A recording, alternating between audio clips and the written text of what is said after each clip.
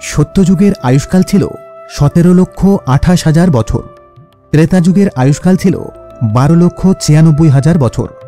দাপর যুগের আয়ুষ্কাল ছিল 8,64,000 বছর এবং বর্তমান কলিযুগের আয়ুষ্কাল 4,32,000 বছর, যার মধ্যে মাত্র 5,000 বছর অতিবাহিত হয়েছে।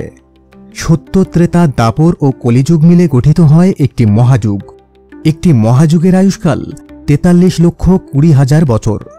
71টি মহাযুগ তথা 30,67,20,000 বছর মিলে গঠিত হয় এক একটি মন্বন্তর।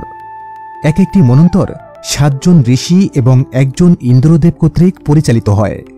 14টি মন্বন্তর মিলে গঠিত হয় এক একটি কল্প। 2টি কল্প মিলে গঠিত হয় ব্রহ্মার একটি দিন ও রাত তথা অহোরাত্র। একটি কল্পদিনে ব্রহ্মা যা কিছু সৃষ্টি করেন, পরবর্তী কল্পরাত্রে মহাদেব তার সবকিছুই ধ্বংস করেন। এভাবেই প্রত্যেক কল্পেই চলে ভাঙা গড়ার খেলা।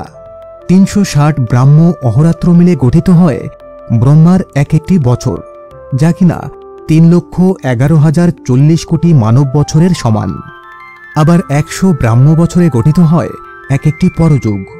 প্রত্যেক পরযুগের শেষে একজন ব্রহ্মা বিদায় নেন এবং নতুন একজন ব্রহ্মা পরবর্তী পরযুগে নতুন সৃজনের দায়িত্ব নেন।